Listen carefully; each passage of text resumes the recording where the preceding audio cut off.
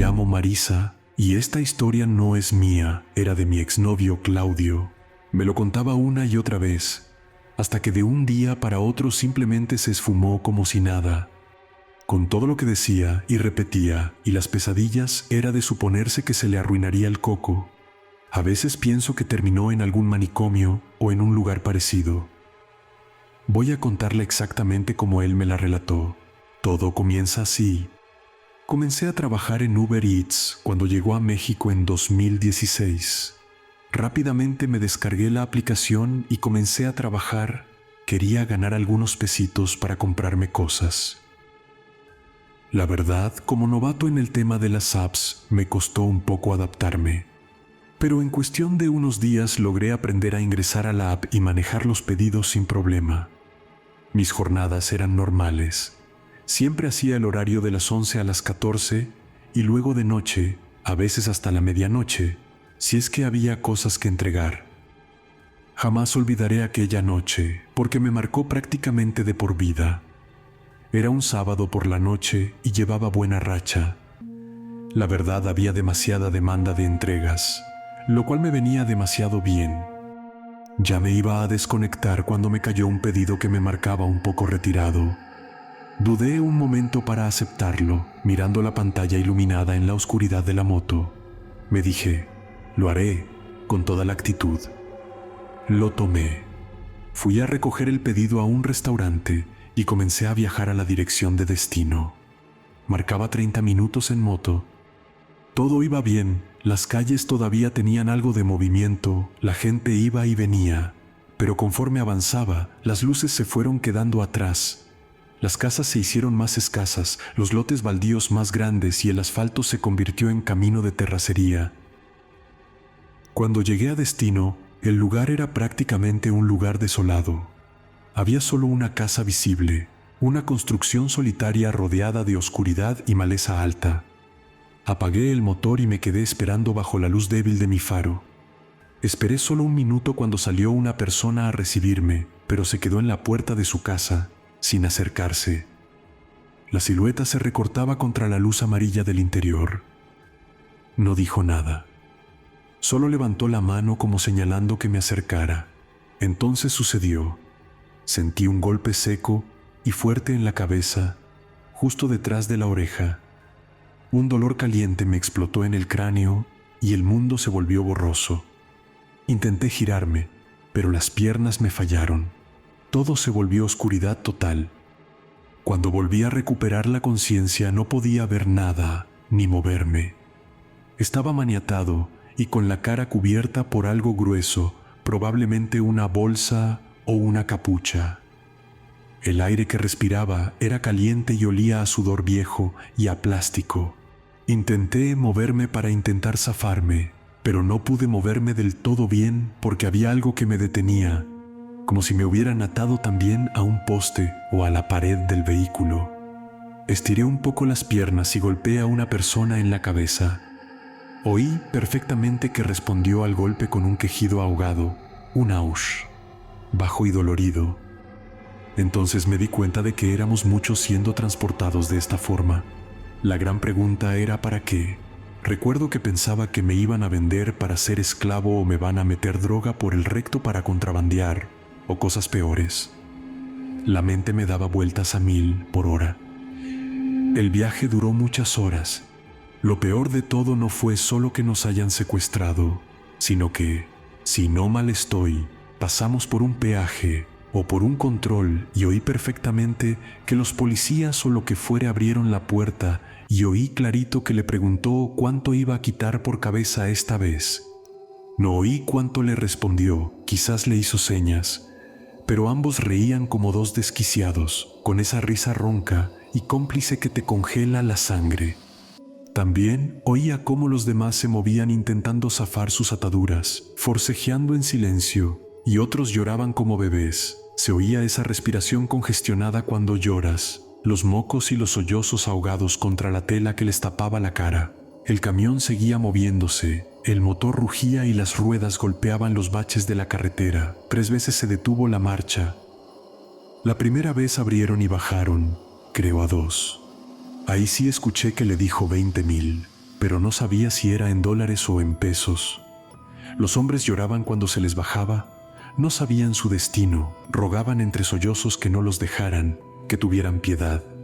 Luego 2 veces más, hasta que sentía que solo era yo, pero creo que había 1 o 2 más, quizás. El aire dentro del camión se sentía cada vez más pesado, más cargado de miedo y terror. Cuando abrió la puerta por tercera vez, bajó a uno de los tipos, pero oí que dijo: «Me lo trajiste muerto, no te pago nada».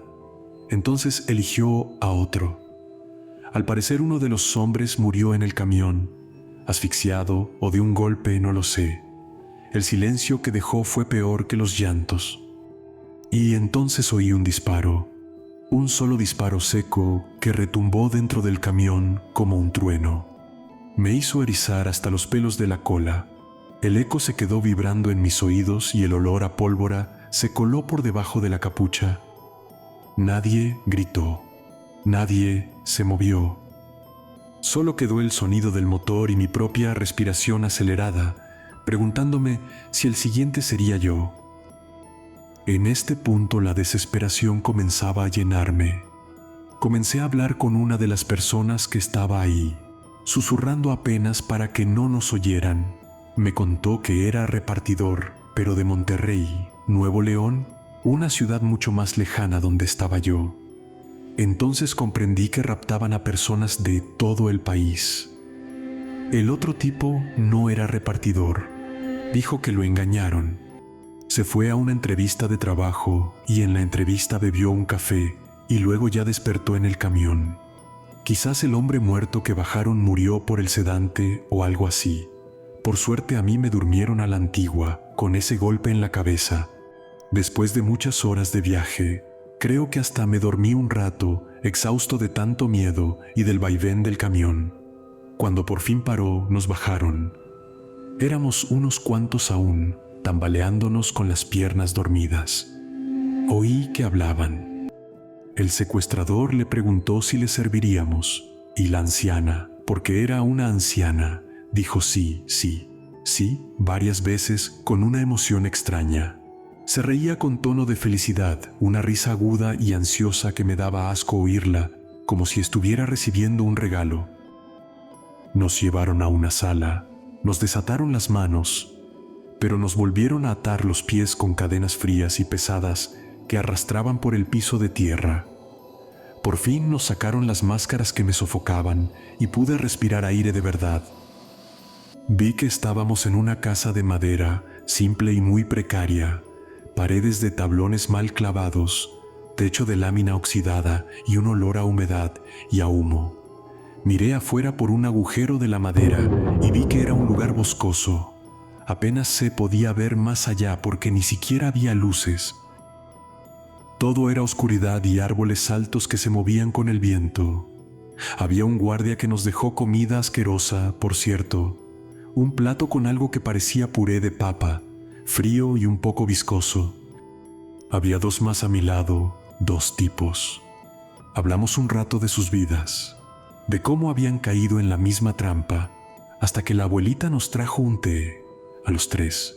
Yo no quería, pero me obligó a beberlo, empujándome la taza contra los labios con una fuerza sorprendente para su edad. Mientras eso, ella estaba parada recitando algo, como una oración en otro idioma, una letanía baja y repetitiva que sonaba a brujería. Todo comenzaba a ser borroso, las voces se alejaban y las luces de la lámpara de querosene se hacían más tenues, hasta que desperté en otro lugar. El horror recién comenzaba. Me despertó el quejido de uno de los tipos, un gemido bajo y lloroso. Cuando abrí los ojos, el dolor me golpeó de lleno. Estaba de nuevo atado, pero esta vez de las manos, colgado de un árbol por sogas gruesas y ásperas que me lastimaban las muñecas. También tenía los pies atados, suspendido en el aire como un pedazo de carne en un matadero.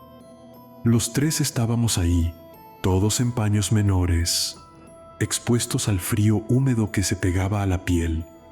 El sudor y el terror nos habían dejado el cuerpo pegajoso y el aire olía a tierra mojada.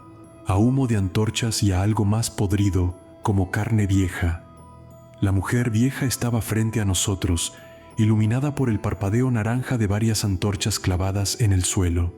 Había figuras negras en el piso, como estatuas toscas talladas en madera quemada, con formas retorcidas que parecían mirar hacia arriba.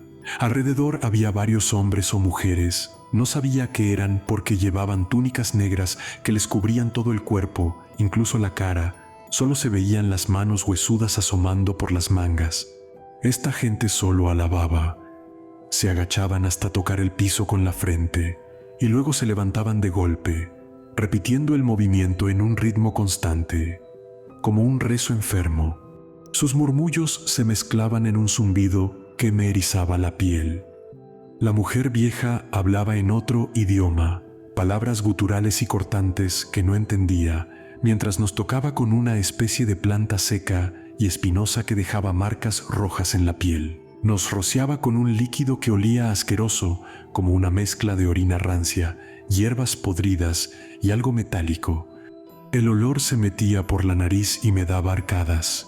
Se acercaba a cada uno muy cerca, tanto que sentía su aliento caliente y espeso contra mi cara. Sus ojos eran blancos, completamente lechosos, como si estuviera ciega o poseída, y su aliento olía a alcohol barato y a dientes podridos. Me miró fijamente un segundo, como si estuviera midiendo mi miedo, y luego pasó al primero de mi derecha. Levantó algo parecido a un cáliz, un recipiente grande de metal oxidado que donde podía caber, quizás, varios litros de agua. Miró un momento al hombre, un tipo flaco, de unos 30 años, que temblaba como hoja, y en un movimiento casi imperceptible le cortó la yugular de un tajo limpio. El cuchillo era enorme, curvo, de esos que usas en la cocina. El tipo gritó un alarido gutural que se convirtió en gorgoteo cuando la sangre empezó a brotar a chorros. Se sacudía con fuerza, las venas del cuello latiendo y salpicando todo. La anciana juntaba la sangre que caía en su cáliz con calma, inclinándolo para no desperdiciar ni una gota. Era un cáliz grande y en cuestión de minutos lo llenó hasta el borde con la sangre caliente del hombre. El cuerpo del pobre hombre se fue quedando quieto, solo unos últimos espasmos, mientras la vida se le escapaba por el cuello. Yo comencé a llorar como niña, horrorizado. Mis lágrimas caían a chorros como esa sangre, y comenzaba a respirar agitado y mi corazón, ni qué decir. Vi cómo la anciana bebía la sangre. Se llevó el cáliz a los labios y se lo bebió todo ella sola, tragando con sonidos húmedos y satisfechos, mientras todos seguían venerando, agachándose y levantándose sin parar. Gotas rojas le corrían por la barbilla y manchaban su túnica. Luego de un momento, se acercó al segundo, el pobre hombre que estaba a mi izquierda. Lloraba de miedo, con los ojos desorbitados y la boca abierta en un grito silencioso. Con el mismo cuchillo le cortó el abdomen de un tajo vertical, profundo. Las entrañas se le salieron enseguida, calientes y brillantes, cayendo al piso con un sonido húmedo y asqueroso. La anciana tomó partes de las vísceras con las manos desnudas, hígado, intestinos, y se las metió a la boca, masticando con gusto, la sangre chorreándole por los dedos. Cortó más partes y se los entregó a los encapuchados. Todos comieron por lo menos 2 o 3 mordiscos, masticando lento, y bebieron la sangre del primer tipo que todavía quedaba en el cáliz. ¿Cómo es que pasé de ser repartidor de comida a ser parte de un ritual demoníaco? La pregunta me daba vueltas en la cabeza mientras el olor a sangre y vísceras me llenaba la nariz. Yo solo quería ganar unos pesitos para comprarme cosas, y ahora estaba colgado como un animal de sacrificio. Mientras pensaba en todo eso, estiré tan fuerte mis ataduras que cedió. Sentí un chasquido seco en la muñeca izquierda. Me la disloqué. El dolor fue como un rayo que me bajó por el brazo, pero no había tiempo para el dolor. Logré zafar la mano derecha. La anciana comenzó a recitar algo en otro idioma, como en portugués o algo así, palabras rápidas y furiosas. De pronto, algo se materializó en el medio del ritual, entre las estatuas negras. Era como un hombre, pero hecho de sombra, negro puro, que poco a poco iba tomando forma, brazos largos, cabeza sin ojos, una silueta que absorbía la luz de las antorchas. Todos se arrodillaron, hasta la anciana lo hacía. La vieja se arrodilló y vi que le sobresalía el enorme cuchillo que usó para matar a los dos, metido en el cinturón de su túnica. Como ella estaba arrodillada y concentrada en la entidad, estiré con toda la fuerza que me quedaba y zafé la otra mano. Salté hacia el cuchillo, lo agarré y corté las sogas de mis pies en 2 tajos rápidos. La anciana se dio cuenta y dijo: «No, mierda». A partir de este momento corrí hacia los bosques sin dirección. Nada importaba ya. Salí por una ventana rota, los pies descalzos pisando tierra y ramas. Miré hacia atrás y vi cómo la anciana parecía suplicarle a la entidad. Como nadie me seguía y me habían entrado 500 espinas en los pies, me quedé mirando y sacándome las espinas. Mientras miraba una última vez y vi cómo esta entidad envolvió a la anciana y como que la absorbió. Su piel se secó al instante, solo quedó piel y huesos y cabello, como una momia viva. Los encapuchados huyeron del lugar, gritando y tropezando en la oscuridad. Yo seguí corriendo, herido, sangrando, con la muñeca dislocada colgando inútil, pero vivo. El bosque me tragó y no miré más atrás. En el camino, todavía sin nada de ropa y sangrando de los pies, encontré la cabaña donde estaba con los 2 hombres. Entré corriendo, jadeando, y me coloqué rápido lo que pude. Agarré unos pantalones sucios que colgaban de una silla, una camisa rota y, sobre todo, mis tenis, que seguían tirados en el piso. Me los puse sin calcetines, sintiendo cómo las espinas que tenía clavadas en las plantas se me hundían más con cada paso. No había tiempo para nada más. Seguí corriendo. Caminé por horas, tropezando entre ramas y raíces, mirando hacia atrás cada pocos metros. Por si la entidad o los encapuchados venían detrás. El dolor en los pies era insoportable, pero el terror era peor. Hasta que amaneció. La luz gris del alba se filtró entre los árboles y me permitió ver mejor el camino. Seguí caminando, exhausto, con la muñeca dislocada colgando como un trapo y el cuerpo tiritando de frío y adrenalina. Finalmente llegué a un lugar donde pedí ayuda. Pregunté qué lugar era ese y me dijeron que estaba en Samayac, Suchitepeques, Guatemala, un pueblo conocido por sus rituales oscuros y brujería antigua. Pedí ayuda y me ayudaron. En horas estaba con las autoridades de ese país, sentado en una oficina sucia, envuelto en una manta que olía a mierda. Pero nadie me creyó. Me dijeron que les estaba diciendo excusas para encubrir que traje drogas o cosas así. Al final volví a México en varios días, viajando en buses destartalados, durmiendo poco y comiendo menos. Apenas pude pasar la frontera sin mis documentos, mintiendo y rogando con la voz rota. Además, nadie creía mi historia. Intenté hacer saber a las autoridades sobre estos secuestros, pero mientras más decía, más me enredaba. Hasta que dejaron de hacerme caso, me decían loco. Y les dije que varias personas desaparecen sin dejar rastros, y me dijeron en la cara que todos los días se pierde gente, y a nadie se le sacude las nalgas, así de crudo. Marta agrega esto. Así fue como Claudio me contó su historia. Últimamente se había vuelto muy agresivo. Tenía pesadillas casi todas las noches. Gritaba dormido, se despertaba empapado en sudor frío y temblando como si tuviera fiebre.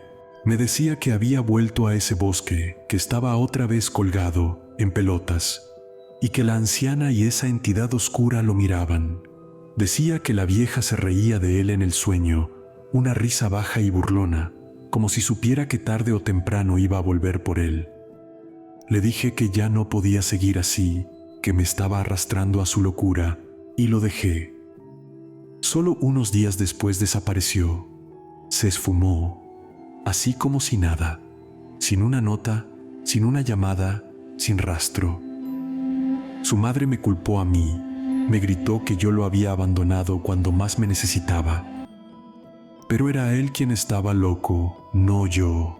Yo nunca le creí nada. Siempre pensé que era una excusa barata para encubrir que se había ido de parranda varios días con otra mujer. Eso lo ponía furioso cada vez que se lo decía. Aún así, donde sea que estés ahora, Claudio, ya hice saber tu historia.